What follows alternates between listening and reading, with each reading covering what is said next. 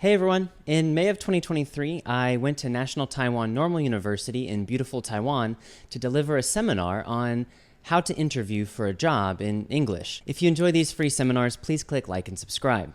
You can also leave a comment or question below, and I will read it and reply.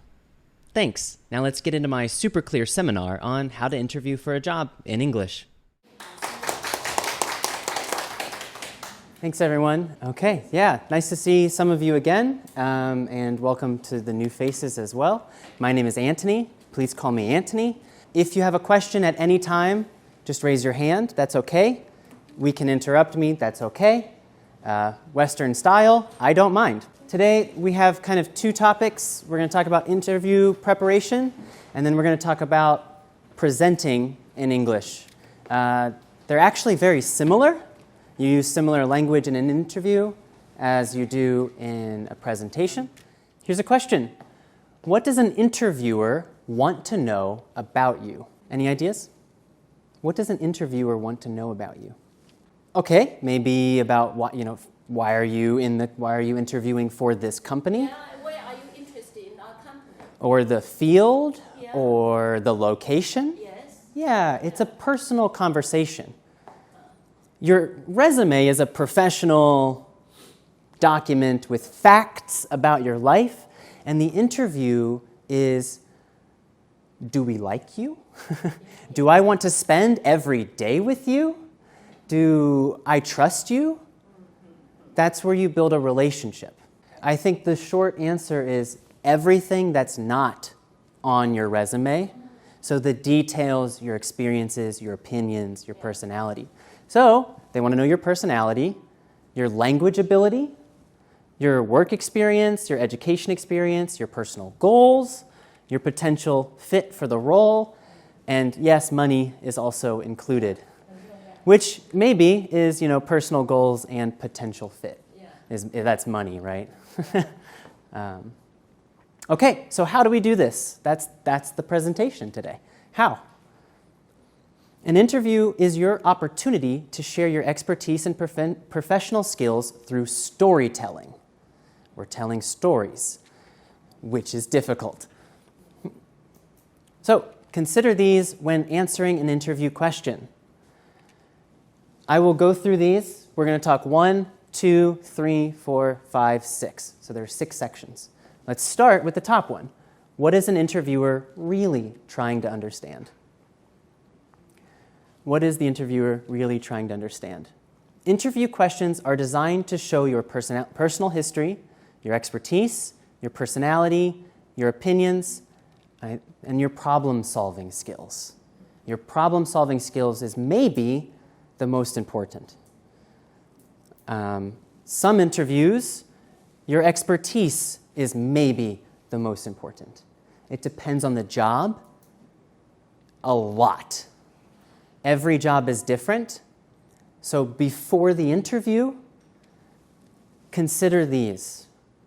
What's most important for this company and for this job, because it might be different for different jobs. Oh yeah, and work style. There we go. Work style. It's a good bonus point. Example question. Tell us about a time you missed a deadline. What happened and what did you learn?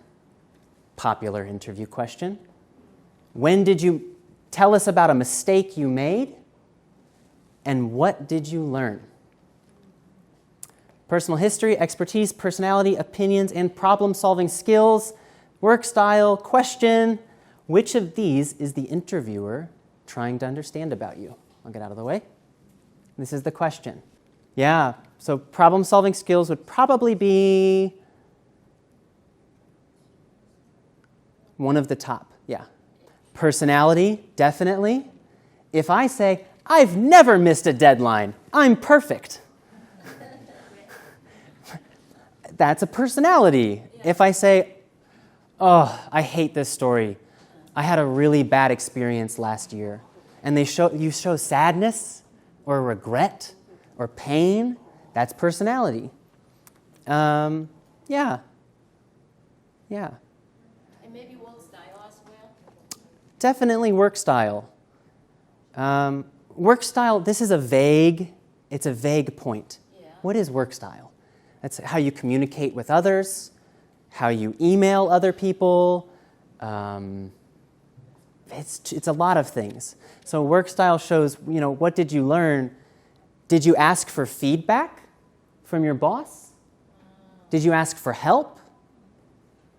Did you admit your mistake? Yeah. Boss, I made a mistake.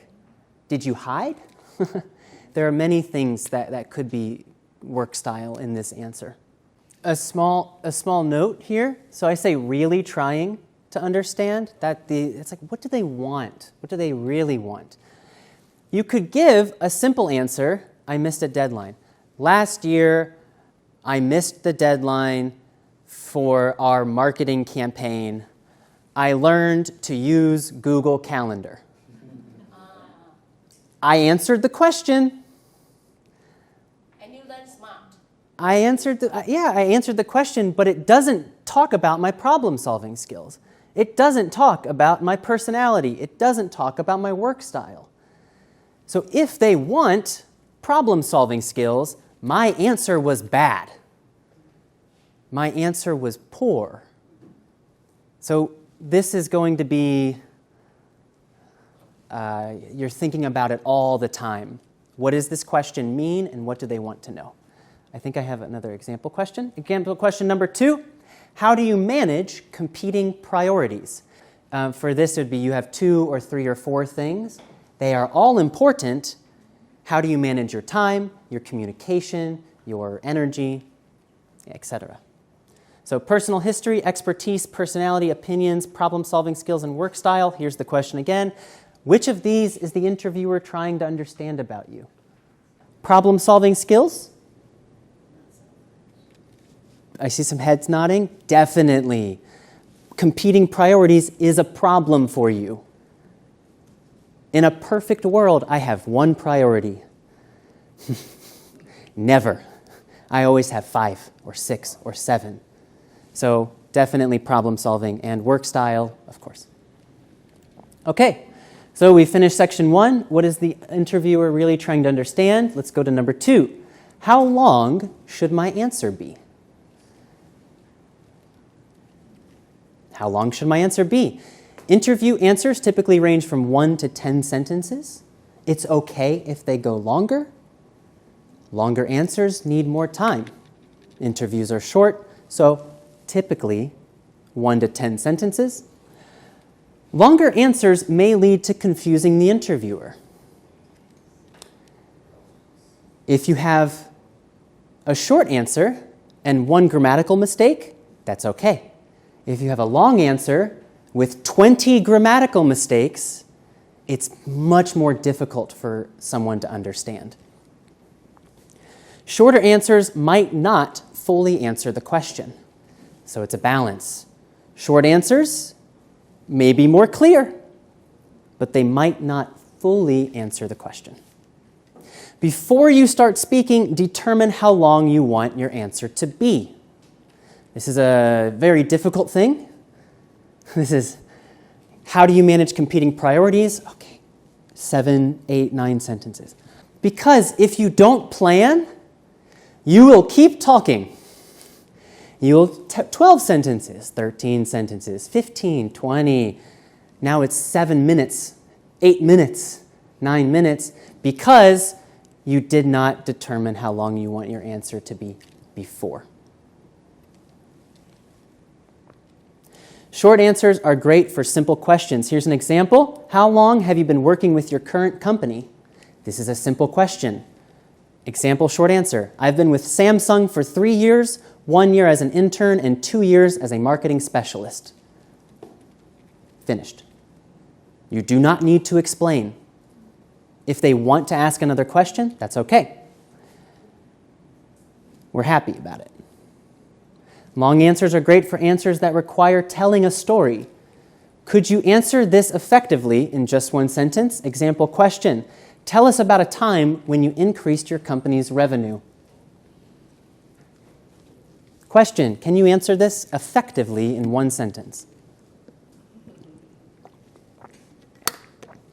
Is it possible? I can answer it grammatically in 1 sentence. Oh, really? Yeah, sure. Last year, I made our company $250,000 USD by implementing our US marketing strategies in Canada. That's dramatic. And that's fantastic. Yeah. So I did answer the question, but they're saying, tell us about a time. Explain your situation. Where was it? Why were you doing it? What was the strategy? What were you selling? Where were you selling it? Why were you selling it? What's the purpose? What did you learn? What was your challenge? So this question is a beautiful opportunity for a 10-sentence answer. Maybe even a 20-sentence answer. If the job is a marketing job, this question is the most important question for a marketing job. So maybe your answer will be longer. Let's do some more details. Let's move it up. Example long answer. I'm so sorry. Boom. All right. I'm going to read it, and you can hear how I talk about this. If you don't understand it, that's okay. The understanding is less important. So, during my time at my previous company, I worked on a marketing campaign that significantly increased revenue. We were promoting a new product launch in Canada, and I was responsible for creating and executing the digital marketing strategy. First, I conducted thorough market research to identify our target audience and developed messaging that resonated with them. I'm going to get out of the way of the screen. I'm just going to read it here. Sorry. We're right here. Then I created a comprehensive email marketing campaign that included personalized content and incentives for early adopters. We also leveraged social media and paid search advertising to drive traffic to our website and generate leads. I monitored the campaign closely and made adjustments as needed to optimize results.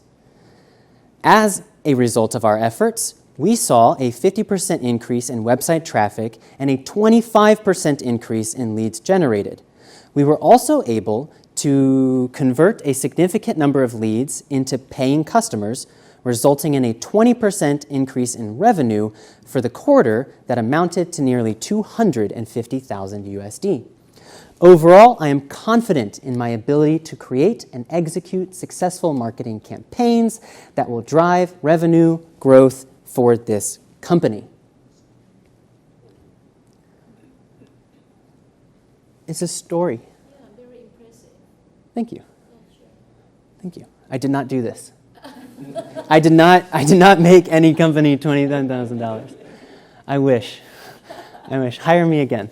I have a big budget. Some patterns we can see here. During my time at my previous company, so setting the stage, if you want to say Samsung, if you want to say NTNU, that's okay. More details are okay if they're short. First, we also, as a result, so transition words, then I created, so there's a timeline. Big answers need timelines. Do not jump, don't jump, don't jump, don't jump. This is almost like a short story. It is a short book, I should say. We'll talk about some of the more details here. Before I leave, any questions? The small details aren't, if you don't understand the English, that's okay. That's not the purpose. The purpose is the style. Mm-hmm. Yeah. Excellent. Yeah. And this last sentence we'll talk about later. How do you end an interview answer? How do you finish your answer is really difficult. And this is one strategy. You say, I can do this for this company as well. I can do this here tomorrow. Give me money and I will make you money. Right? Okay, ready? Let's move on. So we finished how long should my answer be? Now, what are the 1 to 3 key points I want to convey? What does convey mean? Conveyor, like a conveyor belt. What does a conveyor belt do? To send out, to transmit. To transmit, to move from one place to another. What do I want to give to you? Really, what are my 1 to 3 key points?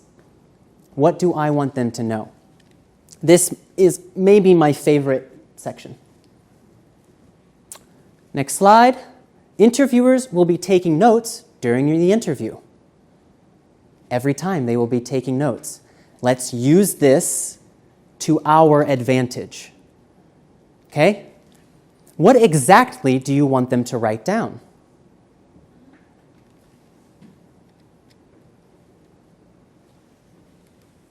Tell them. Tell them what you want them to write down.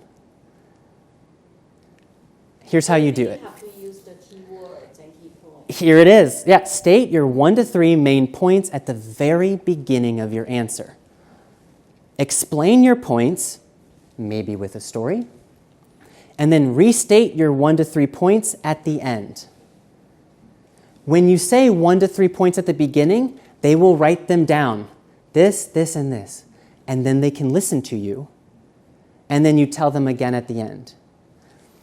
My example before was, I significantly increased revenue at my previous company. I'm telling you, I've already done it.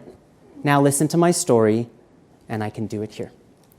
So, here's an example question. How do you manage competing priorities? Example answer introduction. To manage competing priorities, I follow these 3 steps. I organize, I prioritize, and then I execute. What do they write down? Oh, organize, prioritize, execute. Pen goes down. They listen to your story. They maybe make an interesting note. But you tell them your strategy instantly. Yeah. And then they can enjoy your answer.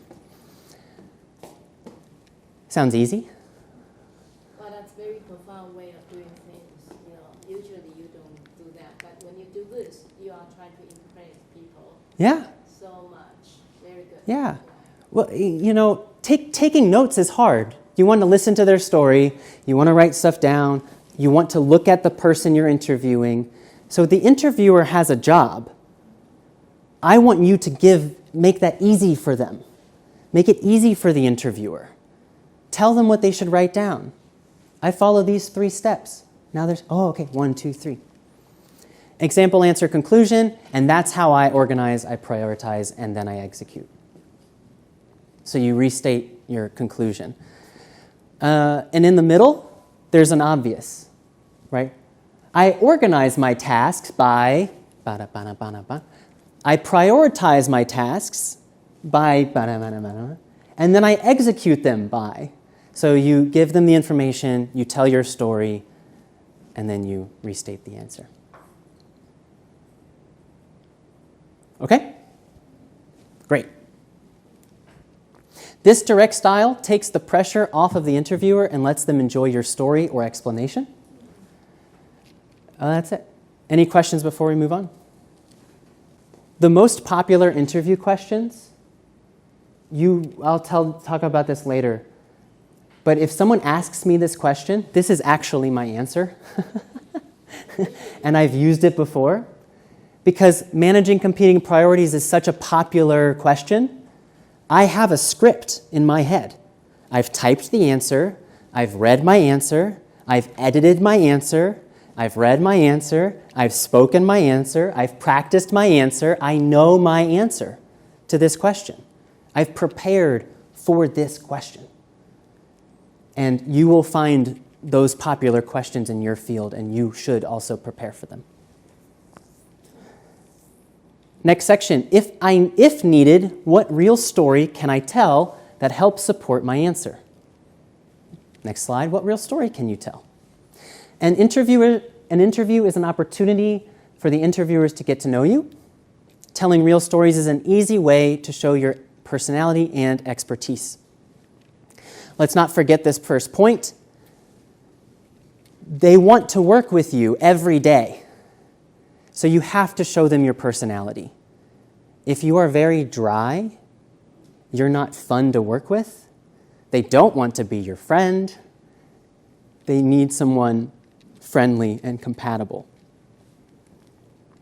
Telling real stories also helps them imagine what type of coworker you will be. That's a restatement of my point. That's it. What parts of my story should I tell or leave out? Every story for us can be very long. Interviews are short. So be careful. Many details of our personal stories may be interesting to us, but not relevant to the interviewers or to the interview question. Only talk about the details of your story that the interviewers need to know to understand your answer. So details of your story, they just help your answer. So when I say I organize, I prioritize, and I execute, my details help those 3 points. Consider who, what, when, where, why, and how. Let's do an example. Tell us about a time when you increased your company's revenue. Example introduction.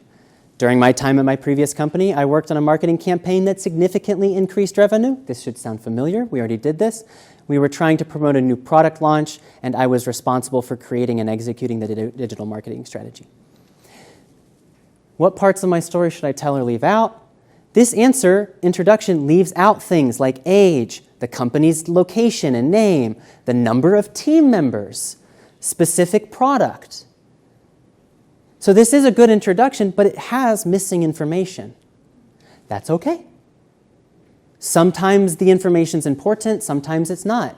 If the company was very big, Apple, Amazon, Google, yes. Or a big school, like my acronyms always get messed up. NTNU. I was like, NUT? No, that's not it. National Taiwan Normal University. Yeah. Oh, I definitely know the names, but before the class, Lee and I were talking about NUTN, NTNU, so now my brain is like... National University of Taiwan, Tainan, yeah. Yeah, very different place.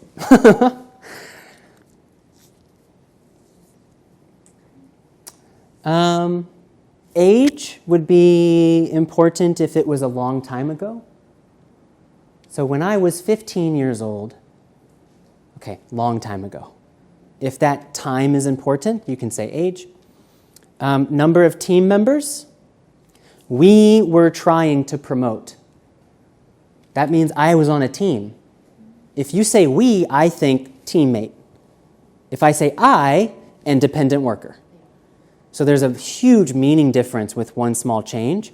So if the number of team members was important, our team was 30 people for this marketing campaign. Okay, that's huge. If it was 2 people, maybe less important. That's okay. Last one, how should I finish my answer? So what are the 3 key points? This was my favorite. This is my least favorite. This is hard.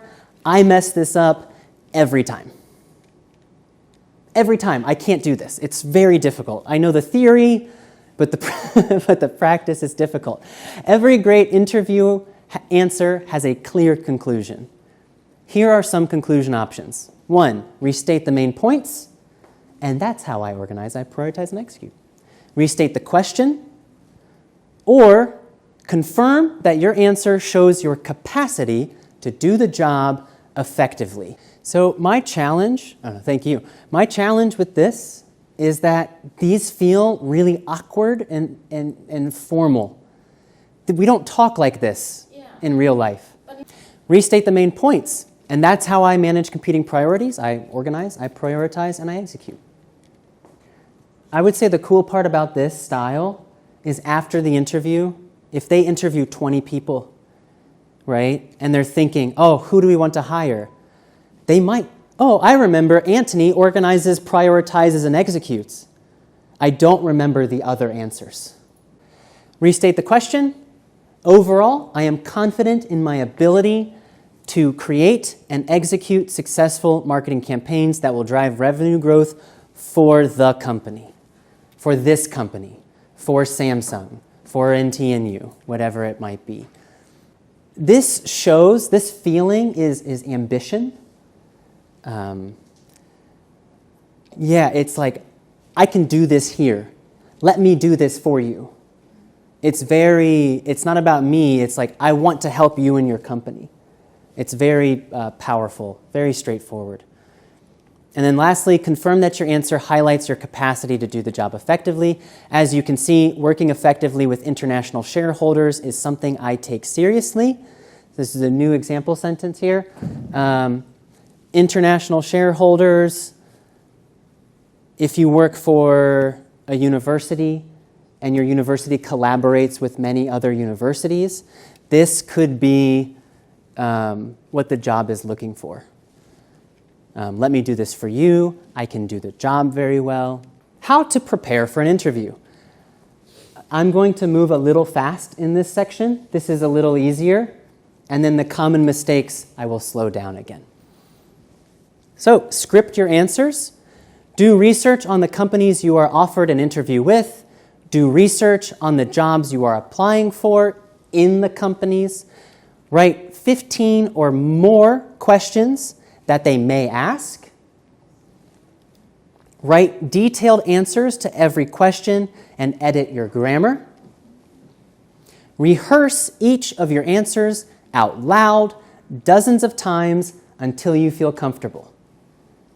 I manage competing priorities by organizing, prioritizing, and executing. I manage competing priorities by organizing, prioritizing, and executing. Practice makes perfect. I do this. I have one document with 30 or 40 interview questions, and I have typed all of my answers. And I have edited all of my answers to make them clear, to make them easy for me to remember and easy to understand. This is more important because you are from Taiwan and English language is difficult. So you need time for editing your grammar. Don't think about grammar on the day. Think about it before the interview. Do a mock interview. Any ideas? Mock? What does mock mean? Fake or practice? A mock interview is a full dry run or full practice interview done with your colleagues or supervisor. This is a chance for you to receive feedback on your interview skills before doing the live interview. This is more important for very, very big opportunities. And you can help your friends. Help me with my interview. You can help me with yours. Helps get rid of nerves. Practice makes perfect. Practice makes it easier. No problems. Prepare your clothes. We see some business people here. Some notes. Business professional is appropriate in most interviews. Most. You don't want to be the most underdressed. If everybody is wearing a suit and a tie, and you are wearing jeans and a t-shirt, that's a problem. So don't be the most underdressed. Lay out your clothes the night before and iron them. Helps get rid of nerves. When you wake up, your clothes are ready. Don't prepare your clothes the next day. Next slide, print some useful materials. This is great. Come to the interview with printed resumes, business cards, other relevant visual aids. You're into property management. Maybe there's documents. Maybe there's photos of the properties. Yeah, right? Maybe you have photos of what you're doing. Marketing material, 3D models for engineers. This was the project that I worked on 5 years ago. Show them. Show them what you've created. That's totally okay. For my teaching, maybe I show them a photo of me in a class. Here's me at NTNU. Here's me at NTU. Here's me at NUTN. All the N's, all the T's, all the U's. This is very powerful, and a lot of people do not do this. This gives you more credibility. Say, here, look what I have done. See it. Don't listen, see it. I have it. It's real. Common mistakes for interviews before we move on. Any questions? Okay. Common mistakes. Common mistake number 1, not knowing about the company. Is NTNU a university or a college? Or a technical school? Is it international or local? Is it big or small? I don't know. I do know, but you get it. Okay. You may need to know about the company's products, region, competitors, size, or revenue. How much money does NTNU make? How much money does the department have? Could be important. Region, if it's an international company and they're in the United States, France, and Singapore, that's important. You need to know where the company is located. Mistake number 2, English grammar errors. Small mistakes are okay and expected. Non-native English speakers make mistakes. Everyone does. Every Taiwanese person makes mistakes. That's okay. I make mistakes. That's okay. Making some mistakes is normal, but making many mistakes can lead to confusing the interviewers. So that's the difference. So when you prepare for your answers, you prepare your grammar, and you can help minimize your mistakes. Practice makes perfect. You can also get help from a native English speaker if you have questions. Mistake number 3, appearing uninterested or bored. Appearing means it looks like it. Maybe you are really interested. Maybe you are really excited. But maybe they cannot see it. So how do you show interest? With your face, with your hands. I'm interested in this presentation. How? I'm walking around. I'm using my hands. I'm smiling. I'm changing my tone. Sometimes I talk quietly and slowly. Sometimes I'm yelling at you. That shows interest. And it's difficult because as non-native speakers, you're thinking about language. You're thinking about your story. You're not thinking about your personality. So this is a really big challenge. So just be interested in your stories and your history. Practice again. And be interested in their products or services. Yeah. If I don't like kids, I'm not going to get hired for a teaching job. If I don't like high school students, right? Something like that. Mistake number 4, not elaborating on answers. If your answer is too short, it's a mistake, right? Last year, I made our company $250,000 US, period. Well, good, great, but that's not enough. Elaborating means telling more information. Please elaborate. Please give us more information. Telling a story and explaining your points are major parts of an interview. Short answers can seem rude to the interviewers. Short answers can seem rude. It means I don't care about your question. Please, let's move on. That's rude. Mistake number 5, not being well groomed. What is groomed? Yeah, personal hygiene. Good. Are you shaved? Is your hair clean? Are your clothes wrinkled? Or are they nice and flat? Look good. Shave or trim your beard, get a haircut, iron your clothes. That's pretty simple. Mistake number 6, being late. That's common. Don't be late. If you are late to an interview, they may think you'll be late to work as well. Yeah, here's a good tip. Plan to arrive to the area 30 minutes or more beforehand. 30 minutes. Today, I got here about an hour before because there was a typhoon. I was worried about traffic or rain, so I gave myself time, a lot of time, to be prepared. Okay. Mistake number 7, wasting time on less important questions. Do you remember my short answer was How long were you working for your previous company? I worked for Samsung for 3 years, 2 years as an intern and 1 year as a marketing specialist. Period. Okay, great. If I kept talking, while I was a marketing specialist, I had to go to various countries to talk about our products. I went to China and Singapore and Japan. While I was in Japan one time, I actually ate really bad seafood and I got sick in Japan. That was terrible. You're wasting time. That's a big mistake. That's the question, what do they want to know? What do they really want to know? How long were you in your last position? This answer should be short. Tell us about a time that you had to give constructive criticism to a colleague or staff member. This answer should be long. So don't waste time here because you need more time here. So we're changing topics. We're going to talk about presenting in English. There are many reasons to present. Maybe you're presenting on a product. Maybe you're presenting a research paper. Results from your earnings in the quarter. It's really difficult to make one presentation for all situations, but hopefully we can get some good points here.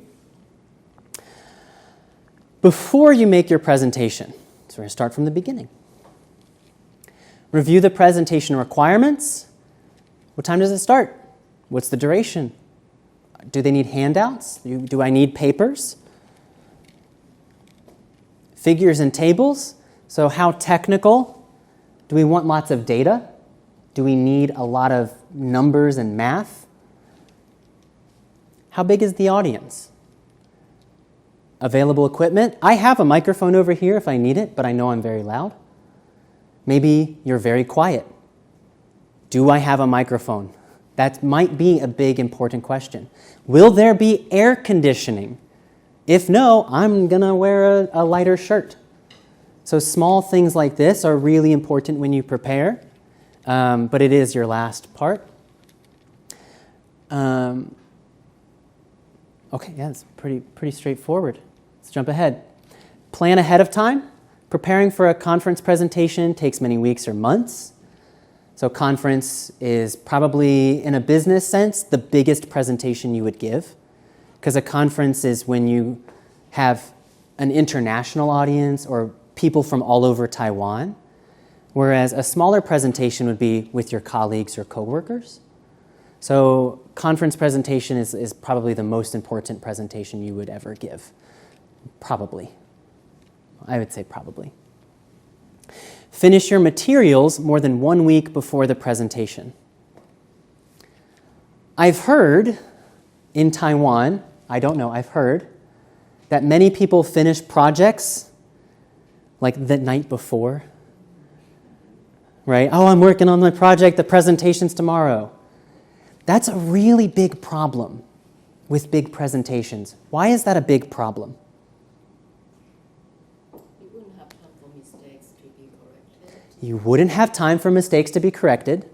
And you won't be prepared mentally to have the right orders of the talk or whatever. You won't be prepared to have the right orders of the talk. So if I'm making changes to slides, maybe I forget I made a change, and then I go and I click, oh, okay, I thought there were 3 points. Oh, there's only 2. Okay, so fin a conference presentation. You see, if you don't know your slides, you seem unprepared or less professional. But the big one is mistakes. Yeah. That's exactly right.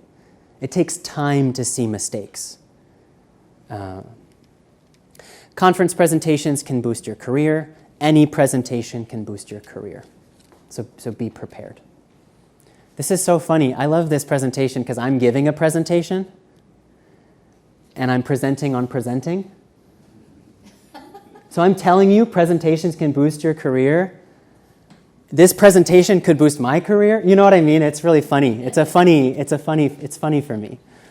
I wish my next point was be funny. That'd be so nice. Watch other presentations in your field, especially in English. Yeah, if you're giving a presentation on what's a common field for the audience today? 我们今天大家的 Marketing. 哪些的？We have many cashiers here. Cashiers? Yeah, people from accounting field. Accounting field? Yeah. Or can I just say accounting? Accounting.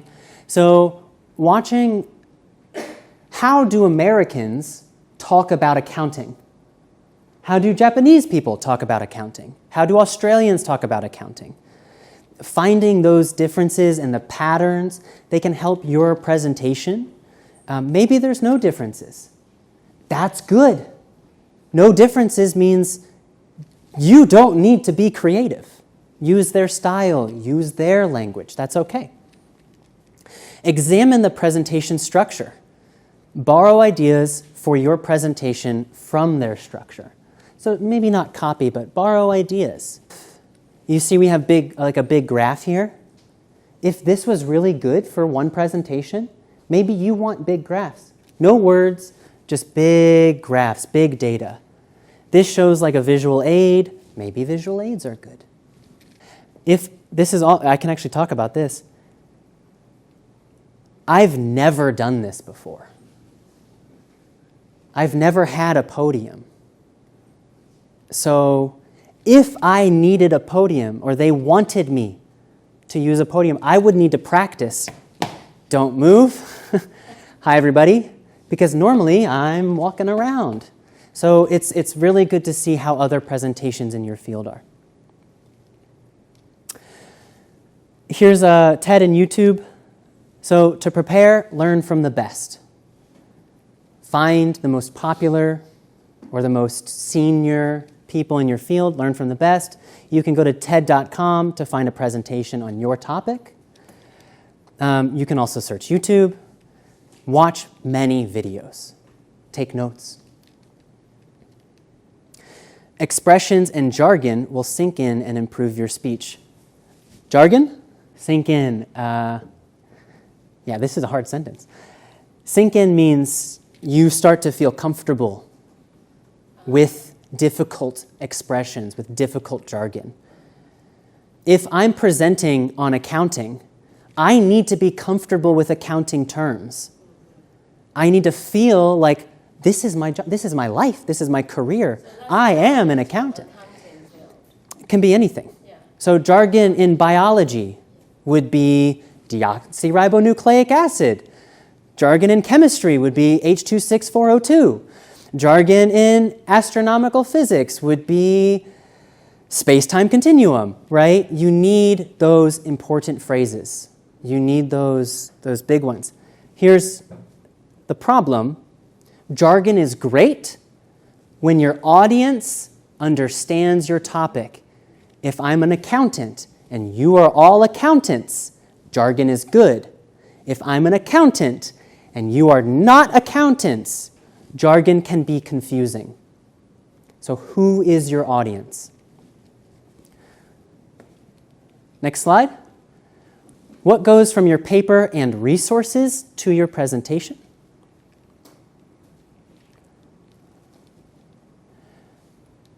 Go through your paper and highlight the crucial ideas in your paper. So if you're, this is easy if you're writing a research paper. If you're an accountant, maybe you're saying, I have 10,000 data points. What data is most important? If you're a property manager, which property is most important? Which challenge is most important? It's just what is most important?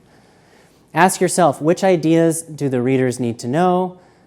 Aim to find 20 to 30 crucial ideas, any presentation. 10 to 30 is okay. These ideas are the backbone of your presentation. So my crucial ideas, every one of these top pieces is a crucial idea. I have 10 to 30 in each of my presentations. Different title slides. Which sentences hook the reader? Key studies from the literature, key points, key data, primary methodology and strategies, most impactful and relevant findings, discussion points. This follows a research paper, but it's the same for other things as well. What is most important? What is important to you might not be important to the audience. Same thing with your stories in an interview. You need to know what is important to the audience. So what does not go into your presentation?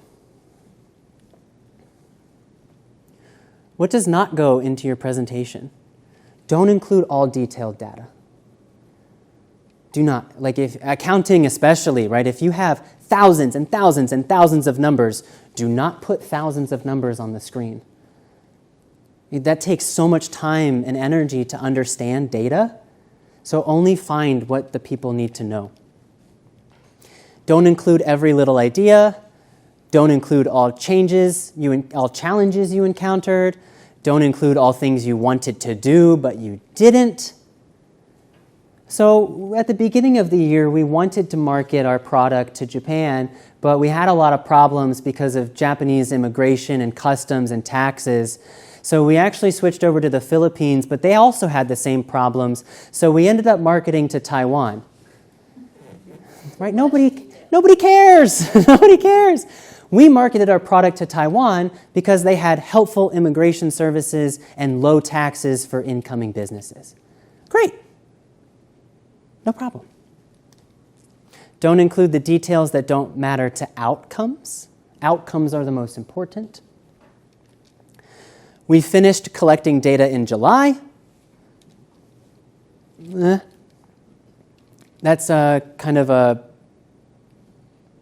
it's a really just, it feels like a waste of words. It feels like a waste of words. How to introduce your presentation. So we've talked about what to do. Now we're going to give the presentation. How do we introduce it? Greet your audience and thank them for coming. You have all given me your time for 2 hours. Yeah? This is real. Real life, you're giving me your time. So I'm grateful for that. So thank you everyone for coming. I've seen some of familiar faces. Welcome back.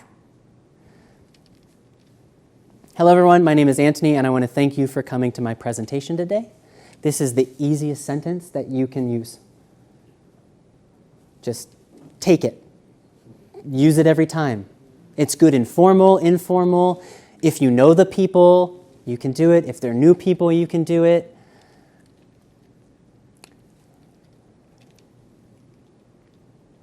Next slide. Introduce your research or topic. Do this after hello. So my name is Antony. Thank you all for coming today. Today we're going to talk about interview preparation and how to give a presentation. Yeah? 1 to 2 sentences is great. This is your elevator pitch. Mine was really short. Maybe I'm going to teach you today how to give an English interview. The purpose is so that you feel comfortable and confident when applying for a job in America. So now you're listening for comfortable and confident. You want to, good feelings. Today, I'm going to talk to you about my team's research on a revolutionary new cancer treatment plan that utilizes medical micro-robots to locate and identify cancerous tumors in the human body. Medical? I'm sorry. But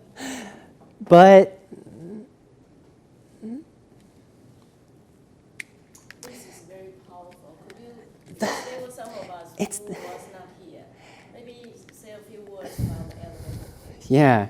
So an elevator pitch is 1 to 4 sentences where you explain a really difficult idea fast and clearly. The example I like to give is if I go into an elevator and who walks in? The president of Taiwan.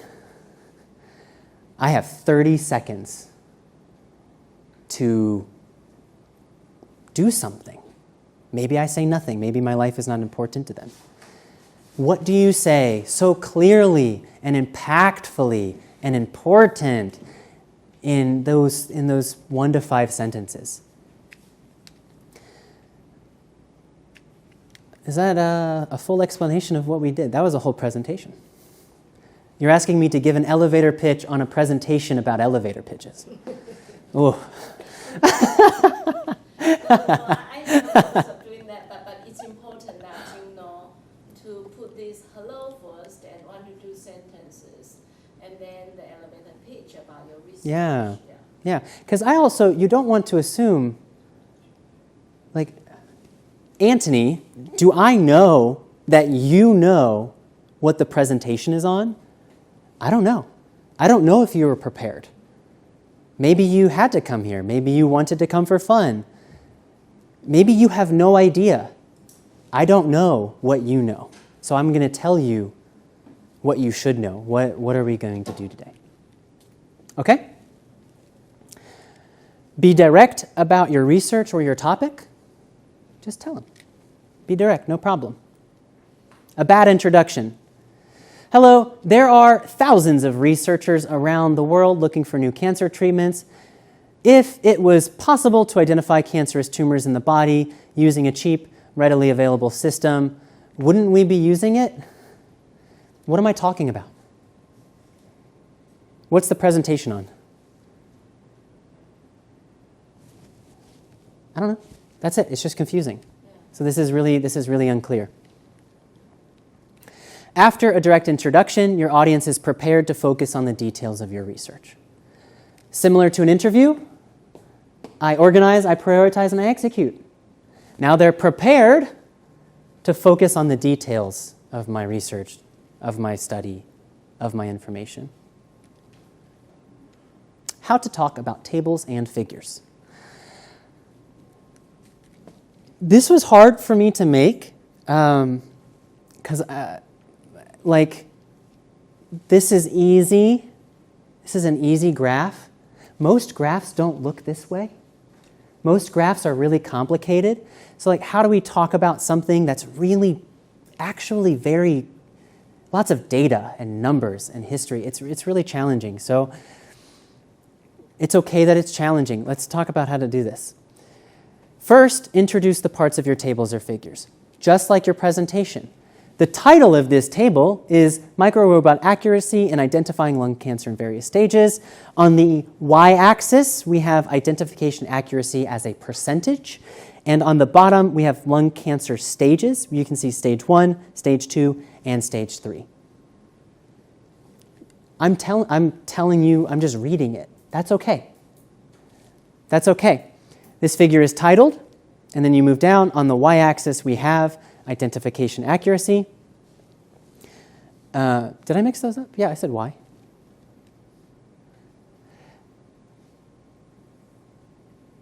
Why is that important? You could read it. If I don't say it, you're going to read it. I'm going to be talking about something else. Can you read and listen at the same time? No.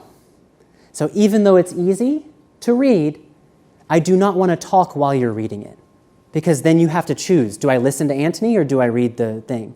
You're all going to read it. I know you're going to read it. So take your time, introduce the graph. On the x-axis we already covered that. How to talk about tables and figures continued. Discuss only the key parts of the tables and figures. Connect key parts to crucial research outcomes. Your tables and figures support your research outcomes. Here's what I mean. I'm going to back up. So here we have a number. My key point would be, as you can see, there is an increase in identification accuracy after stage 2. So there is an increase here, but a greater increase into stage 3. So you're describing what's important. So stage 3 is much easier for micro-robot accuracy. As we can see, it's almost 80% accuracy in identifying stage 3, whereas stage 1 was 45, stage 2 is 65, stage 3 is 78. So it's okay to talk about the meaning. There's a greater increase here. Next point. Discuss only the key parts of the tables or figures. The micro-robots will be able to correctly identify stage 1 lung cancer 52% of the time. This is nearly 20% more accurate than the current methods. So elevator pitch, here's what it is. Why is it important? Give the meaning to the audience. This is important because it's 20% more accurate. Presentations have data. That's great.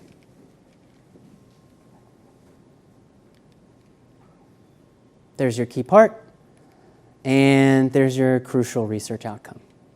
Why is this important? That's all that means. Why is this important? Next slide. How to talk about your research implications. What is the result or outcome of your topic? So same question here.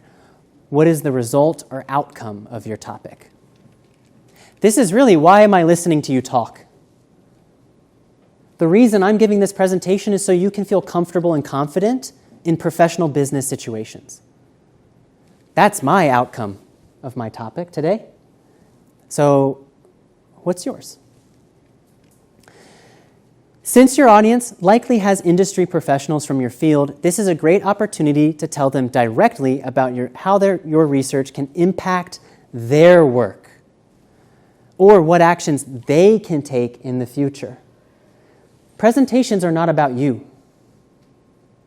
It's very rare. It's about the field, the industry, the profession, what changes are going to be made.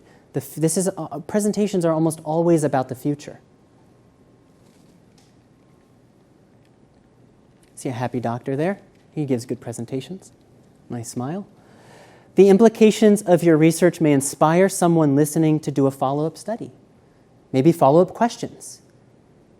Maybe your accounting was so interesting, they switched to accounting. Could be. Could be. The outcomes of this research have strengthened our belief that micro-robots have the potential to be developed to deliver medications directly to cancers or infectious sites.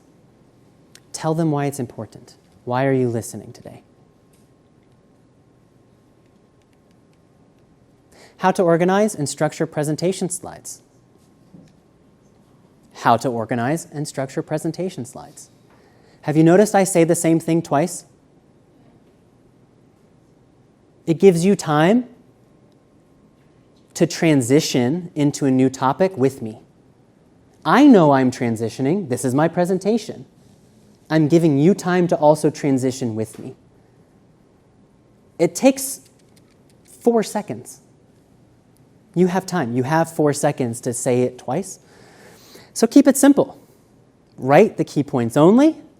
Say the slide point first, then details, then point again. So sometimes I talk about an example, and then I go back, then details, then point again. This is so weird, giving a presentation on presenting while presenting. It's very fun for me. Use consistent formatting. My title slides are always the same color in the same location. My points are always blue. It just makes it easy, makes it pleasant. Standard fonts and colors only. Oh, I don't have an example. Colors, dark blue, dark gray, black. Yellows are not good. Light greens are not good. Light purples are not good. They're pretty. On my computer, it's pretty. But here, it's not.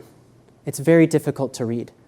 Standard fonts, maybe Times New Roman. This is Calibri or Arial. It's, pretty straightforward. Okay. Next slide. Have your presentation improved by a native English speaker. Correct and clear English will be easy to follow and be trusted. For example, our company, Uni-edit, we edit lots of stuff. And we also have one-on-one lessons. That's like a plug for us, but it's also true. It's helping identify where your errors are. Like, I need my presentations edited. Everyone does. I need my papers edited. Everyone does. So don't create anything by yourself. Work in teams. Work with other professionals. It's great. Being trusted is a difficult one. Let's say property management is a good example. How do I know he's a good property manager? I have to hear him talk about property management. I'm a property manager is not enough. I need you to give me the details. And that's how we trust each other, is through conversation. Okay, Next slide. Oh, yeah. I've created a presentation like this on YouTube. We have a YouTube channel called the University English Hub. I make educational content that's free. Feel free to check it out. Nope, no, no, no. You know, I'm better in person. Okay. Well, maybe. It's my... back up your presentation materials. What does backup mean? Back up your presentation materials. Have a copy? So I have my presentation on this computer, on a flash drive, and also Lee has it. And it's easy to email and it's easy to do. This is right now running on the internet, but I also have it downloaded to the computer. So right now I have it in 4 places. That's a lot, but the presentation's important. If you have no slides, good luck giving a presentation. Yeah? Because this also helps you stay organized.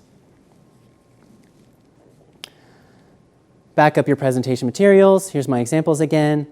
Saved in multiple places. Google Drive, Flash Drive, locally on your hard drive. Have your research partners also save it. Lee would be my research partner. Make sure you label the files clearly so you know which presentation to use. So that's location, title of presentation, date, name of presenter. Here's an example. Micro-robot cancer identification, PowerPoint, ResearchGate conference, date, version number. I did not do this my entire university education. Now I go look at my papers. My titles are so stupid. English research paper 5. For what class? What topic? I have no idea. But now this is the system that I use frequently, and it's much more clear. Small note here. Let's look at the date. 29th of January, 25th of January. So 25 was V1, 29 is V2. And at the beginning, I have old in all capitals. If I ever see the word old, I know I have an updated version. I will never present an old file. I have thousands of old files on my computer. Thousands of them. And that's okay. If you make a new version, make sure that if there's no old, you know it's right. This is an organizational system that saves your life. If I gave a not finished presentation, that's a problem. My aunt works for a company that they produce videos for companies, training videos. So let's say NTNU needs a fire safety video. My aunt's company makes those videos, and she told me her file system at the end, internally, it will be V2.5, V2.65, V2.7. And every whole number is what they send to a client. So V2.0 is client ready. And then if it says V2.1, they know the client rejected, they made changes. So maybe V2.1, V2.3, V3. They jump. So every whole number is a client number. What did we give to them? That's a really cool system as well if you interact with other people a lot. Okay, next slide. We know what to wear because we talked about interviews. Can I skip this? Okay, look good. Yay, business professional, suits, yada, yada, yada, da, da, da, da, da. Okay, an outfit is a way for people to remember who you are. I have a flower tie. Maybe flower ties are not popular here, right? So maybe you can do something. Uni-edit provides English editing and translation services to Asia's top universities. Please visit the Uni-edit website link below for details about Uni-edit's English editing services for your research manuscripts.